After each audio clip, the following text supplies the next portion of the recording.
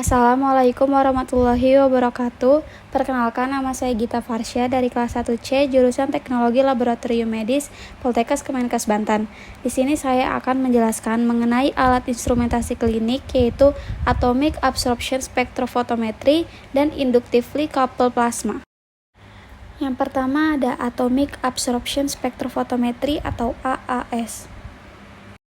Apa itu spektroskopi serapan atom atau AAS? AAS ini merupakan instrumen ilmiah untuk menentukan secara kuantitatif keberadaan dan konsentrasi unsur kimia tertentu dalam sampel dengan mengukur panjang gelombang cahaya yang diserap oleh ion logam bebas dalam keadaan gas. AAS ini pada umumnya digunakan untuk analisis jejak logam dari berbagai jenis sampel dalam ilmu lingkungan, makanan dan minuman, kimia dan sektor farmasi untuk pemantauan pengotor atau kontaminasi dan kontrol kualitas, serta penilaian cepat bahan baku. Spektroskopi serapan atom ini juga digunakan dalam pengaturan klinis untuk analisis cairan biologis seperti darah dan urin. Prinsip kerja spektroskopi serapan atom atau AAS. AAS beroperasi berdasarkan prinsip dasar yang berakar pada fisika atom dan spektroskopi. Pada intinya, AAS didasarkan pada fakta bahwa atom ketika berada dalam keadaan dasarnya memiliki kemampuan untuk menyerap cahaya pada panjang gelombang tertentu. Penyerapan ini bersifat spesifik unsur, artinya setiap unsur kimia akan menyerap cahaya pada panjang gelombang karakteristiknya masing-masing.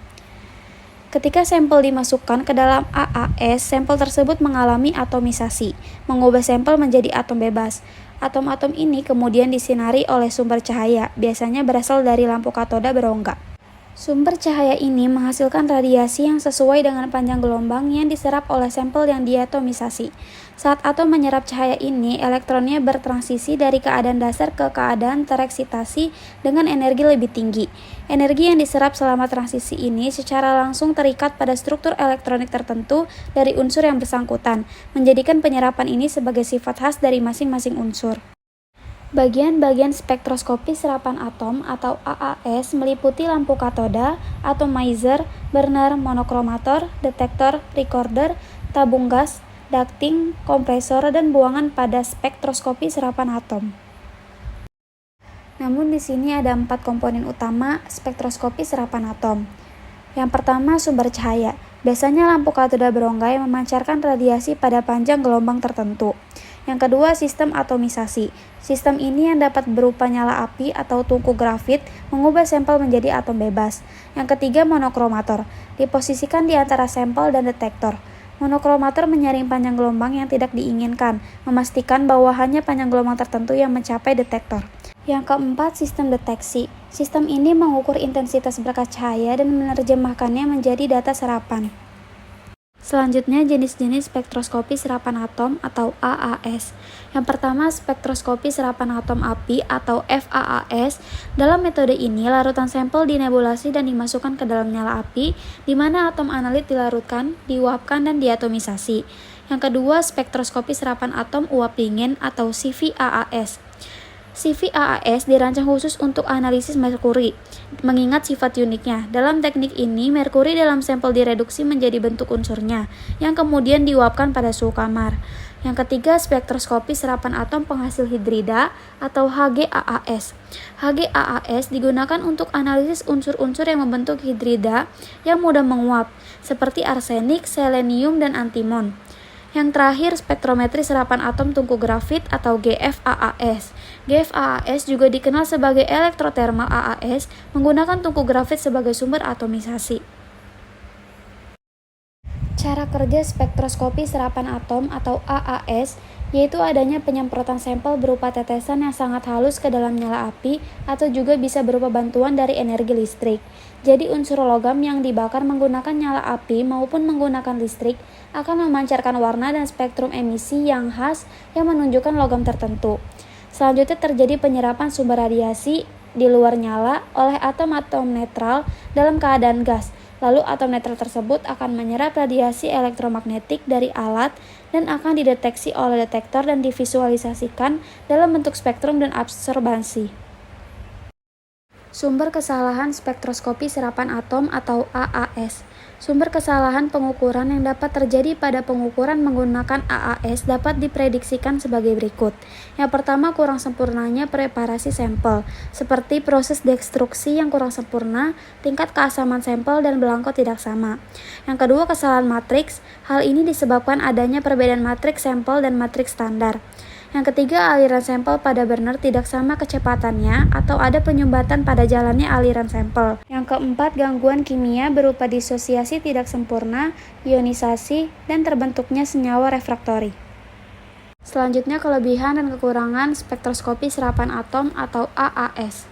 Kelebihannya, yang pertama spesifik, kedua kepekaan lebih tinggi, ketiga batas atau limit deteksi rendah, keempat dari satu larutan yang sama beberapa unsur berlainan dapat diukur, kelima pengukuran dapat langsung dilakukan terhadap larutan contoh atau preparasi contoh sebelum pengukuran lebih sederhana kecuali bila ada zat pengganggu.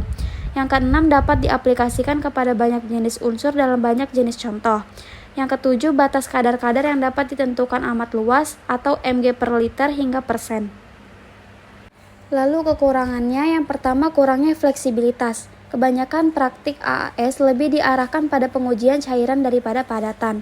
Hal ini karena zat tersebut harus diuapkan terlebih dahulu sebelum dapat dianalisis. Yang kedua, mahal. Meskipun peralatan ini lebih portable, peralatan ini juga seringkali memiliki label harga yang lebih mahal. Yang ketiga, presisi. Bahan kimia lain yang ditemukan dalam sampel atau di atmosfer sekitar dapat mengganggu dan merusak hasil penelitian. Kalibrasi spektroskopi serapan atom atau AAS.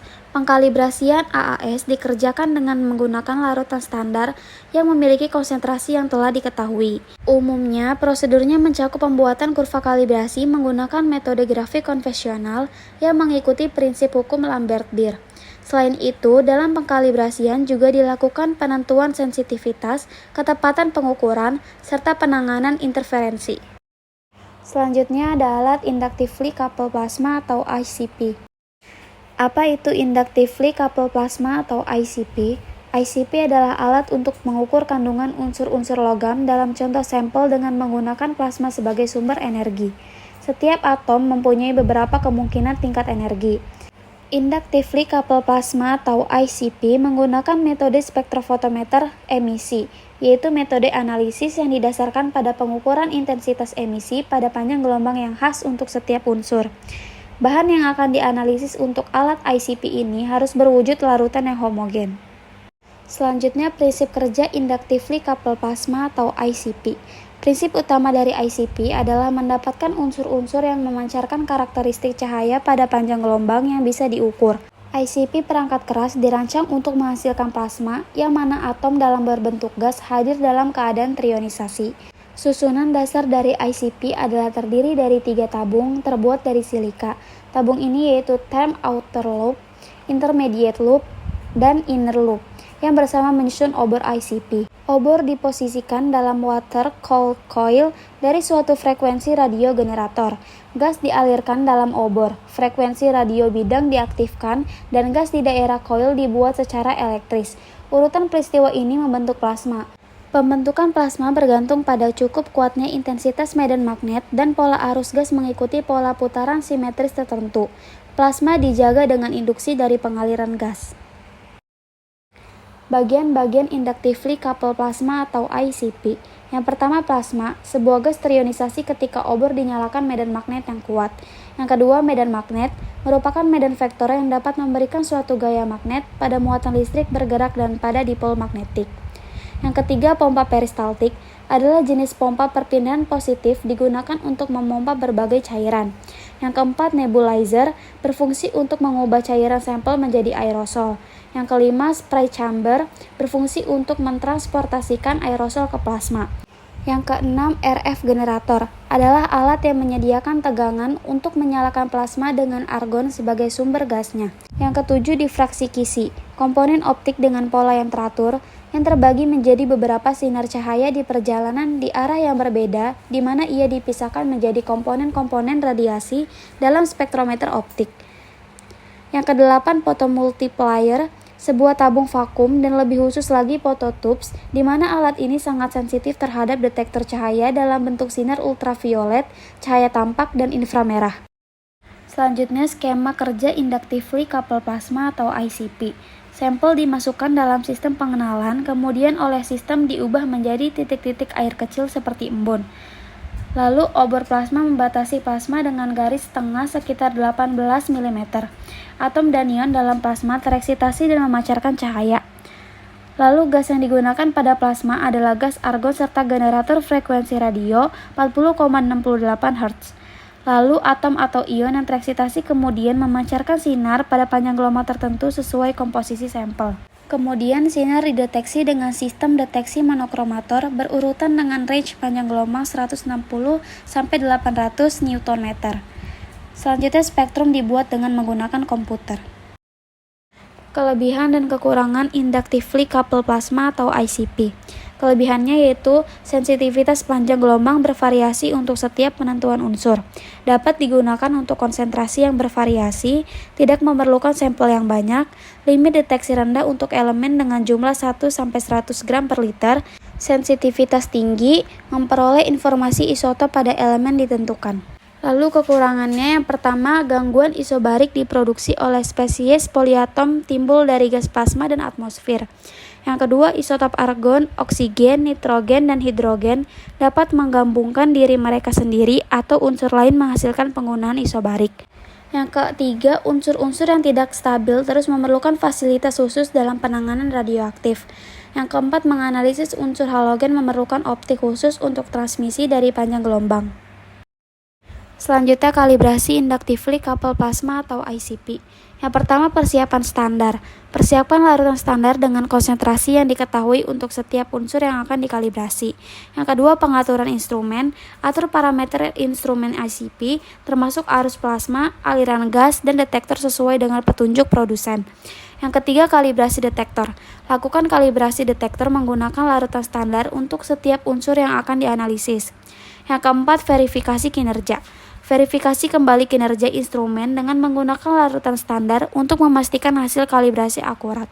Yang kelima, dokumentasi. Catat semua langkah dan hasil kalibrasi untuk referensi selanjutnya. Sekian penjelasan dari saya, kurang lebihnya mohon maaf. Terima kasih. Wassalamualaikum warahmatullahi wabarakatuh.